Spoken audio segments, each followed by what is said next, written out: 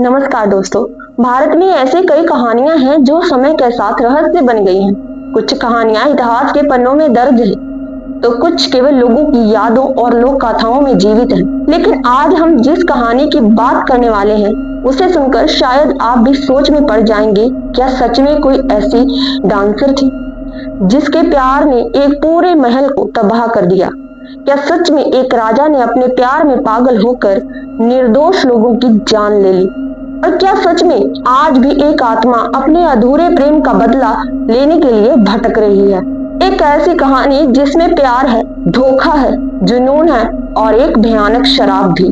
तो वीडियो को अंत तक जरूर देखिए, क्योंकि जैसे जैसे ये कहानी आगे बढ़ेगी वैसे वैसे इसके रहस्य भी गहरे होते जाएंगे। कई सौ साल पहले दक्षिण भारत के एक छोटे से गांव में एक लड़की रहती थी। उसका नाम था चंद्रमुखी। उसकी सुंदरता की चर्चा दूर दूर तक थी।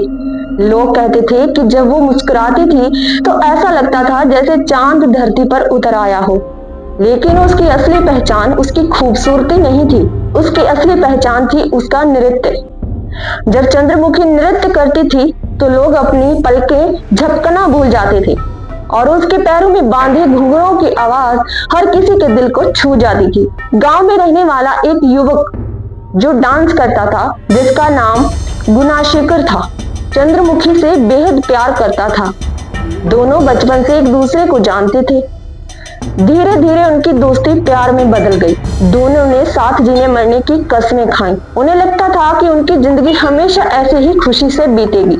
लेकिन किस्मत को कुछ और ही मंजूर था। एक दिन उस राज्य का राजा अपने सैनिकों के साथ गांव का दौरा कर रहा था। तभी उसकी नजर वहां पर इकट्ठा लोगों पर पड़ी। राजा ने पूछा, यहाँ इतनी भीड़ क्यों है? एक सैनिक बोला, महाराज, यहाँ पर गांव की सबसे फेमस डांसर चंद्रमुखी डांस कर रही है। राजा थोड़ा एक्साइटेड हो गया और वो भी भीड़ में जाकर खड़ा हो गया। और फिर उसने पहली बार चंद्रमुखी को देखा। उसकी सुंदरता, उसका नृत्य, उसका आत्मविश्वास, सब कुछ राजा को सम्मोहित कर चुका था। राजा की नजरें चंद्रमुखी से हट ही नहीं रही थी। अगले दिन पूरे गांव में शाही आदेश पहुंच गया। राजा चाहता था कि चंद्रमुखी अब राजमहल में रहे। पूरा गांव खुशी से झूम उठा, लेकिन चंद्रमुखी खुश नहीं थी। वो अपने गांव, अपने परिवार और सबसे ज्यादा अपने प्रेमी गुणाशेखर को छोड़ना नहीं चाहती थी। लेकिन राजा के आदेश को मना करना संभव नहीं था। आखिरकार भारी मन से वो महल चली गई और यहीं से उसकी जिंदगी बदल गई। महल में चंद्रमुखी को बहुत सम्मान मिला। महंगे कपड़े मिले, सोने के गहने, नौकर चाकर, हर सुविधा उसके पास थी। लेकिन फिर भी वो खुश नहीं थी, क्योंकि जिस इंसान से वो प्यार करती थी वो इंसान उससे बहुत दूर था। हर रात वो महल की खिड़की से बाहर आसमान को देखती और गुणाशेखर को याद करके रोती। उनके बीच की दूरी अब ये राजा बन चुका था।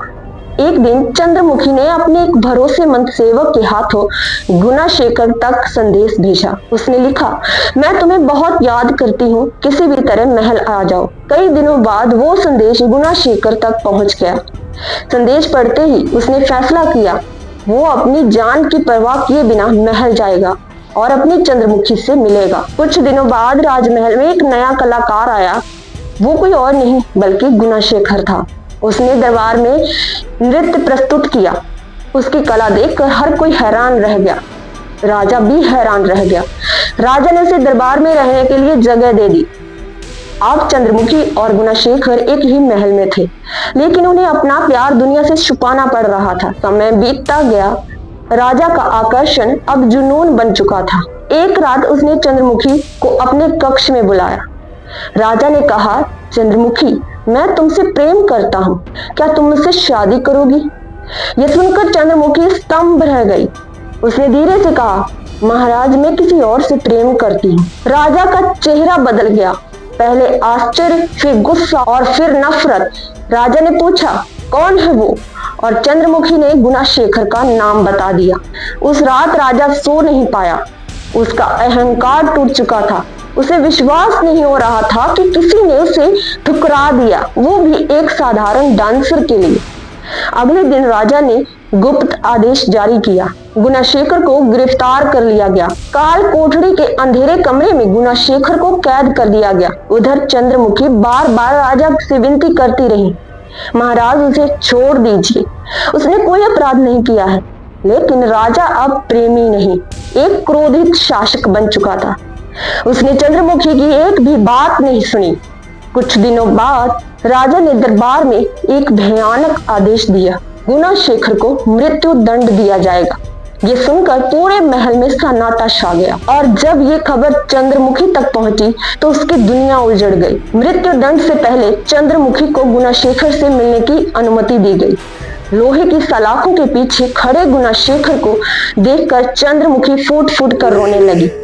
ये सब मेरी वजह से हुआ है। दोनों की आंखों से आंसू बह रहे थे। उन्हें पता था ये उनकी आखिरी मुलाकात है। कुछ कथाओं में कहा जाता है कि उनका सिर धड़ से अलग कर दिया गया और उसी के साथ चंद्रमुखी की उम्मीद भी मर गई। गुणाशेखर की मौत के बाद राजा को लगा कि अब चंद्रमुखी मजबूरी में उसकी बात मान लेगी, लेकिन हुआ बिल्कुल उलट। चंद्रमुखी ने राजा की तरफ देखकर कहा, आप राजा हो सकते हैं लेकिन मेरे दिल के मालिक कभी नहीं बन सकते। ये सुनकर राजा का गुस्सा 7वें आसमान पर पहुंच गया। उसने आदेश दिया, इसे महल के सबसे ऊपरी कमरे में बंद कर दो। सैनिक चंद्रमुखी को घसीटते हुए ले गए और उसे एक अंधेरे कमरे में कैद कर दिया गया। लेकिन उसके दिल में एक ही आग जल रही थी, बदले की आग। राजा ने आखिरकार सबसे भयानक फैसला लिया। उसने आदेश दिया कि चंद्रमुखी को जिंदा जला दिया जाए। सैनिक उसे कमरे से बाहर लाए, लेकिन चंद्रमुखी के चेहरे पर डर नहीं था। वो लगातार राजा को देख रही थी, जैसे उसे कोई चेतावनी दे रही हो।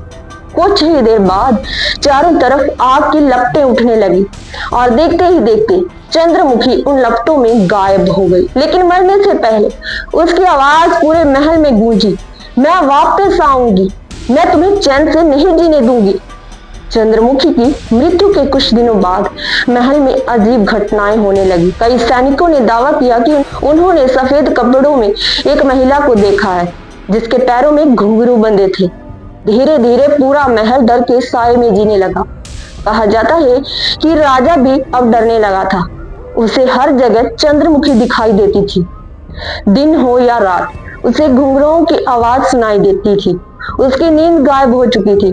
उसका मानसिक संतुलन बिगड़ने लगा था और फिर एक रात उसकी रहस्यमयी मौत हो गई। सुबह जब सैनिक उसके कमरे में पहुंचे तो राजा मृत पाया गया, लेकिन उसकी आंखों में ऐसा डर था जैसे उसने मरने से पहले कुछ भयानक देखा हो। तो दोस्तों, क्या सचमुच चंद्रमुखी की आत्मा वापस आई थी? क्या उसने अपने प्रेमी की मौत का बदला लिया, या फिर ये सब राजा के अपराध बोध का परिणाम था? आज भी इस सवाल का कोई पक्का जवाब नहीं है, लेकिन चंद्रमुखी की ये दास्तान सदियों बाद भी लोगों के बीच जिंदा है। एक ऐसी कहानी जिसमें प्यार था, त्याग था, धोखा था और एक ऐसा श्राप जिसकी गूंज आज भी सुनाई देती है। अगर आपको ये कहानी पसंद आई हो तो वीडियो को लाइक करें, चैनल को सब्सक्राइब करें। हम मिलते हैं एक ऐसी ही रहस्यमयी कहानी के साथ। धन्यवाद।